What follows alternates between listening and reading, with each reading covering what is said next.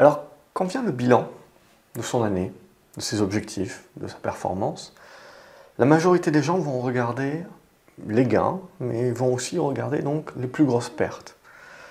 En règle générale, ça marche comme ça, on fait beaucoup de petits gains, beaucoup de petites pertes, quelques gros gains et une poignée de grosses pertes, mais qui pour la majorité, et la raison pour laquelle la majorité, et la stat c'est 95% des investisseurs perdent en bourse, la raison pour laquelle la majorité des investisseurs perdent en bourse, c'est parce qu'ils font des très très grosses pertes.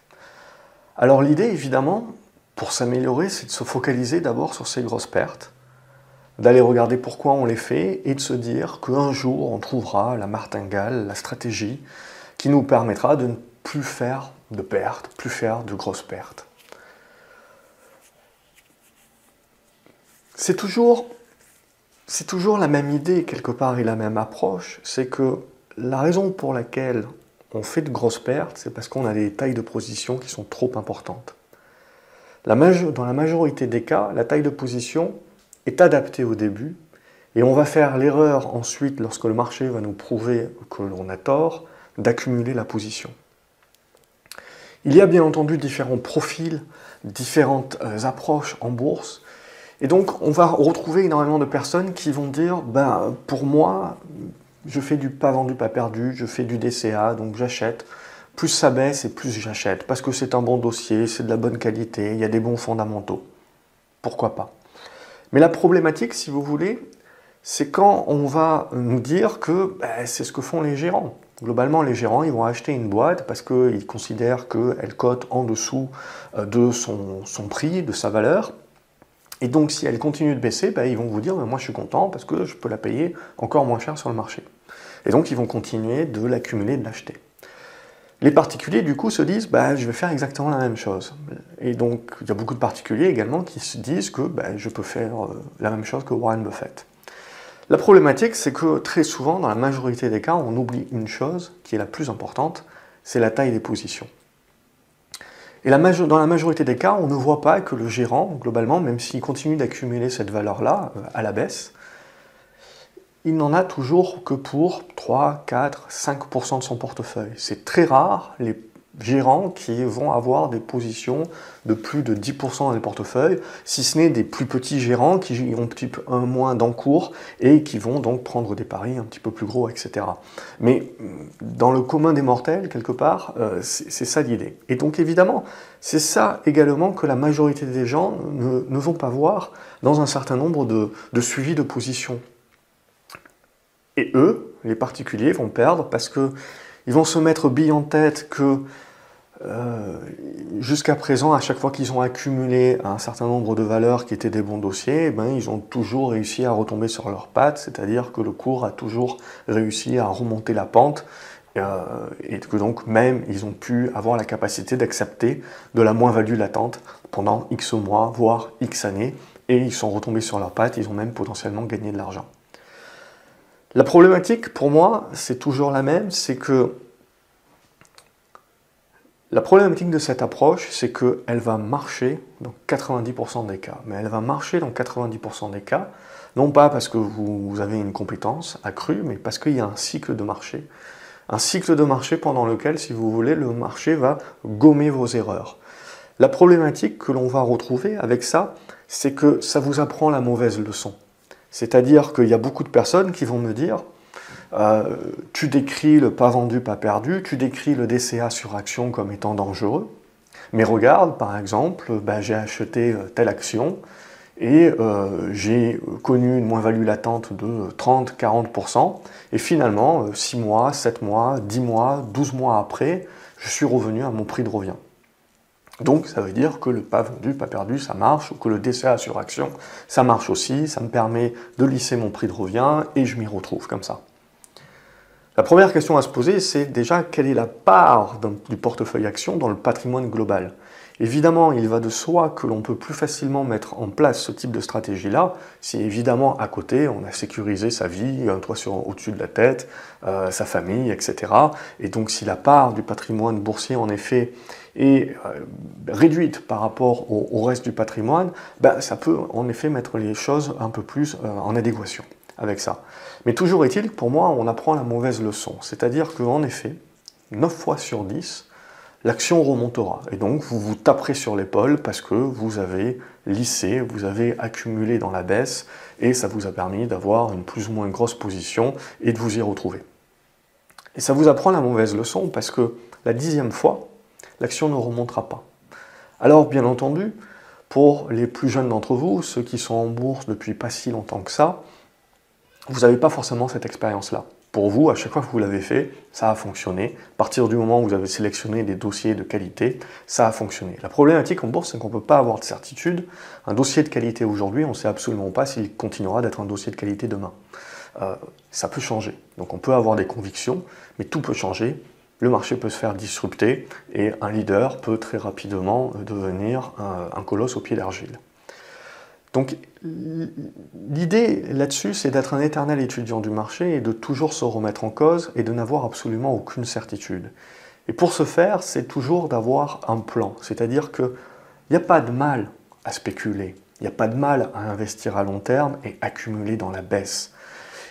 Mais vous devez avoir une limite, vous devez avoir un plan. Et donc pour moi, la différence entre moyenner à la baisse et lisser, c'est tout simplement votre plan. C'est-à-dire que quand je rentre en position, je sais d'ores et déjà à l'avance que je ne veux pas donner plus que 5% de mon capital à cette position, à cette action, mais je vais rentrer 1% maintenant. Et puis si elle baisse de 10%, je rentrerai un deuxième pourcent. Et puis si elle baisse encore de 10%, je rentrerai un troisième pourcent, et ainsi de suite.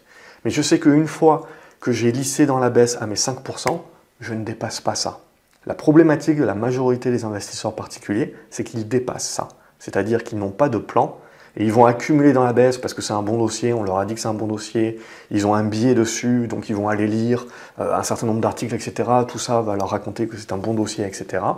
Et la problématique, c'est qu'ils vont très rapidement dépasser une taille de position normale, et ils vont se retrouver avec 30-40% de leur portefeuille sur un titre sur lequel ils sont à 30% de moins-value.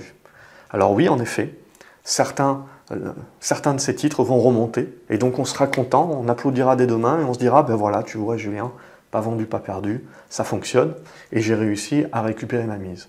L'erreur que l'on fait, c'est que quand on fait son bilan sur sa performance, on va regarder là où on a perdu le plus d'argent, et donc se dire, ben ça c'était des erreurs, je veux essayer de comprendre mes erreurs, donc où est-ce que j'ai perdu le plus d'argent?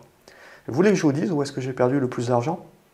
C'est pas dans mes plus grosses moins-values, c'est dans tous les titres que j'ai acquis, qui ont baissé, que j'ai accumulés dans la baisse, et qui m'ont empêché, pendant le temps où j'ai espéré qu'ils remontent, je suis peut-être sorti pas si mal que ça, voire même en gain, mais pendant tout ce laps de temps où j'ai déployé des ressources importantes de mon portefeuille pour me récupérer sur ce titre-là, c'est autant d'argent qui n'a pas pu être investi sur des opportunités qui étaient moins de risques, qui étaient dans des meilleures configurations graphiques. Donc c'est autant de configurations et de gains que j'ai laissés sur la table. Et pour moi, quand vous faites le calcul, ce que j'ai laissé sur la table parce que je me suis emmêlé les pinceaux et je me suis bloqué du capital sur des titres en mode espoir pour essayer de récupérer ma mise, quand j'ai coupé les ailes trop tôt de mes trades qui fonctionnaient bien parce que j'ai voulu renforcer celui qui marchait pas bien pour essayer de lisser mon prix de revient et essayer de récupérer ma mise, et bien tout ça, ce que l'on ne voit pas, c'est l'arbre qui cache la forêt, c'est-à-dire ce que l'on voit, c'est j'ai réussi à récupérer ma mise cette fois-ci, ou finalement j'ai réussi à faire une pas trop grosse perte, mais ce qu'on ne voit pas, c'est ce qu'on aurait pu faire si on avait directement suivi son plan, arrêter d'accumuler cette opposition-là au-delà de ce qu'on avait prévu à la base, couper ses pertes, et qu'on avait alloué ce capital-là à quelque chose qui marche pour nous, des configurations graphiques ou des fondamentaux ou un alignement des deux, c'est encore mieux, qui fonctionne pour nous et qui nous permet justement de tout de suite allouer ce capital-là à quelque chose qui va marcher. Mes meilleurs trades, mes meilleurs investissements ont toujours fonctionné assez rapidement. Mes pires erreurs, c'est-à-dire celles qui ont bloqué mon capital, que je sois sorti en perte ou légèrement en gain, pour moi ça reste des erreurs, parce qu'elles ont bloqué mon capital, et ça c'est toujours des trades qui sont partis dans le mauvais sens quasiment dès le départ. Et ensuite c'est l'engrenage. Donc dites-vous bien que si vous voulez vraiment progresser en bourse, si vous voulez vraiment avoir le déclic, il faut comprendre que vous devez avoir un plan établi. Peu importe que vous soyez spéculateur, que vous soyez investisseur de long terme, que vous me disiez que Tesla aujourd'hui c'est pas cher, très bien, je vous crois sur parole. Vous voulez l'accumuler, et plus ça baisse, vous voulez continuer d'accumuler, très bien, mais faites-le dans un cadre. Si vous dépassez ce cadre, vous ne mettez plus un seul cent dans Tesla. Il va suffire, enfin, si vous voulez, moi j'ai l'expérience quelque part de mon père et de ces Alcatel qu'il a accumulés à la baisse. Et il faut bien vous dire que Alcatel, en 2000-2001, vous aviez toutes les raisons de l'accumuler à la baisse. Ça restait un très bon dossier. Quand vous regardiez le passé, c'est quelque chose qui avait suivi la bulle Internet, etc. Donc, quelque part, si vous voulez, entre le moment où Alcatel était un bon dossier et le moment où on se dit c'est plus du tout un bon dossier, c'est pourri, ben c'est déjà trop tard. Vous avez accumulé plus que de raison cette valeur-là et vous êtes à moins 40, moins 50, moins 60, moins 70%. Donc vous ne pouvez plus rien faire globalement, vous êtes complètement en mode espoir. Et tout cet argent-là, c'est de l'argent derrière qui est bloqué et qui ne vous permet pas de participer à autre chose, soit un autre secteur d'activité qui est en ébullition, soit quand le vrai rebond interviendra. En règle générale, les titres qui se sont fait laminer comme ça sont ceux qui rebondissent le moins. Et on loupe en fait finalement la surperformance qu'on peut obtenir. Donc c'est pour ça que je vous dis globalement, il ne faut pas rebondir sur pas vendu, pas perdu, c'est dangereux, mais non c'est faux parce que regarde, j'ai réussi à me récupérer, etc. Le plus dangereux, c'est de ne pas se rendre compte que vous sous-performez le marché, à vous bloquer le capital. Et pour moi, la plus grosse erreur et les plus grosses pertes viennent de là. Elles ne viennent pas des pertes en moins-value que vous avez sur votre compte et que vous voyez sur votre relevé. Elles viennent de tout ce que vous n'avez pas pu gagner parce que vous n'aviez pas le capital à disposition, parce qu'il était bloqué sur des titres qui étaient hors plan. Rien de mal, encore une fois, à vous dire, moi je veux lisser dans la baisse. Fixez-vous des limites. Les tailles de position, c'est le plus important et c'est ce qui vous permettra honnêtement de pouvoir vivre. Rappelez-vous que la bourse est un marathon. Moi, ce que je cherche avant tout, c'est à survivre un autre jour parce que mon capital, c'est mon sang.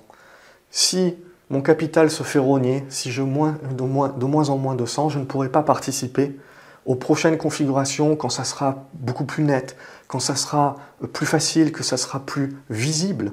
Eh bien, je n'aurai pas tout mon capital à disposition pour pouvoir participer à cela et aller chercher la performance là où elle se trouve, quand elle se trouve. Donc c'est ça que l'on veut. C'est comprendre qu'il ne faut pas investir en bourse en se disant qu'un investissement va changer votre vie.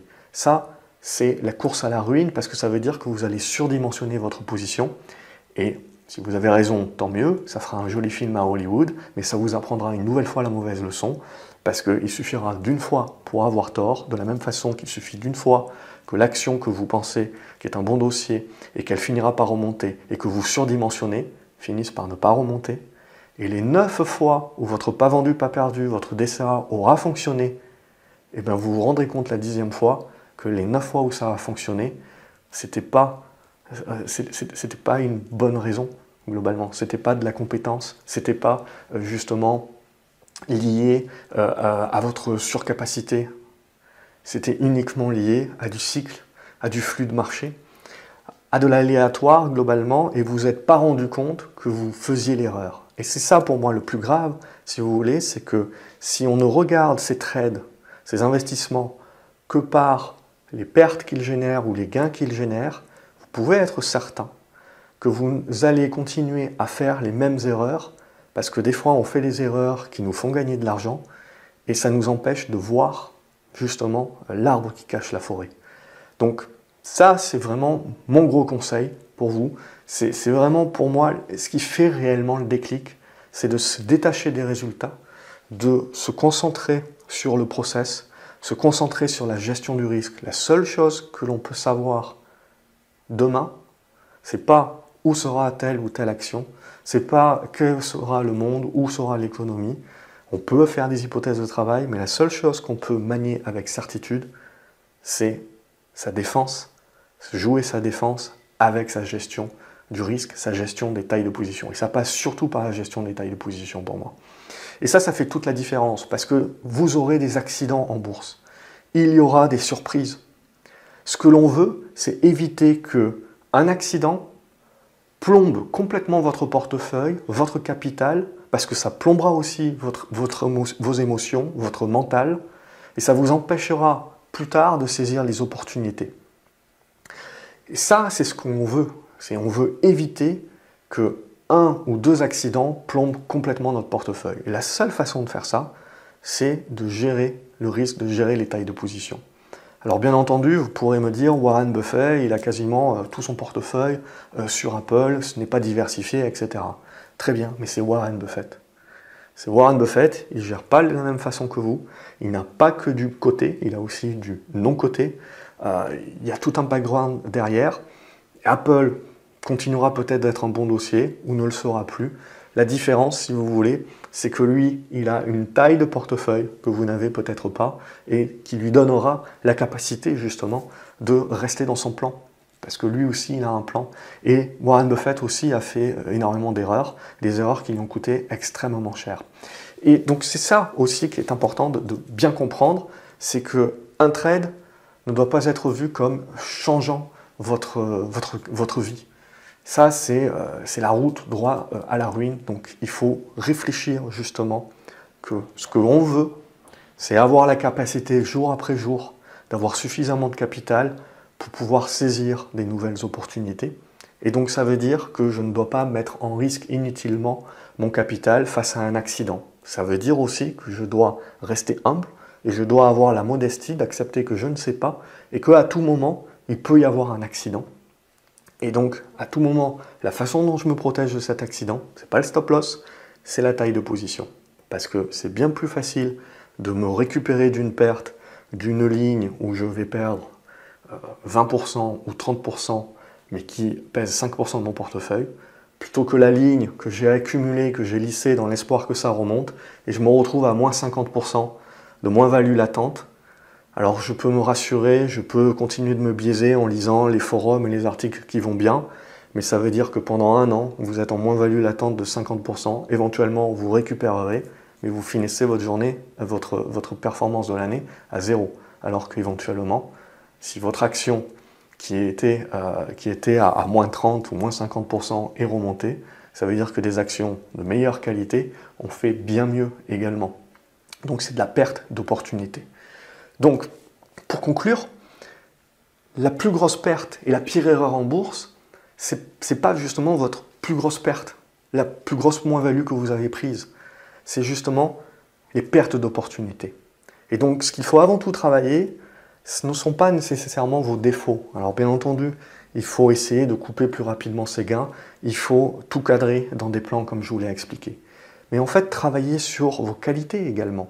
Votre capacité à choisir les bons dossiers, votre capacité justement à définir et à voir. Beaucoup de personnes ont des pourcentages de gains, ont très souvent plus raison que tort. Mais ce qui leur coûte, c'est que quand ils ont tort, ça leur coûte extrêmement cher.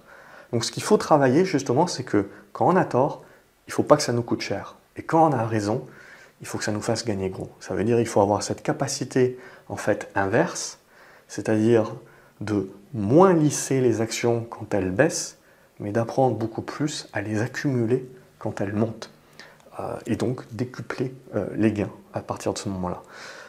Donc ça, voilà, c'est l'approche pour moi. Et pour moi, il n'y a pas de différence entre un investisseur de long terme et un spéculateur de court terme.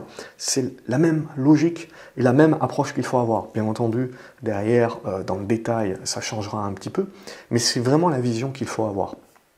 Toujours le plan. Et c'est ça qui est la seule chose que vous pouvez maîtriser. Et donc travaillez, améliorez-vous sur les choses que vous pouvez maîtriser et arrêtez de perdre votre temps sur les choses que vous ne pouvez pas maîtriser. J'espère que la vidéo aura pu vous aider, vous tendre vers le déclic. N'hésitez pas à me dire ce que vous en pensez justement en commentaire. Abonnez-vous à la chaîne pour ne pas louper les prochaines vidéos. N'oubliez pas de liker la vidéo si elle a pu vous aider et de la partager également avec d'autres investisseurs que ça pourra aider. Salut les graphes, à la prochaine.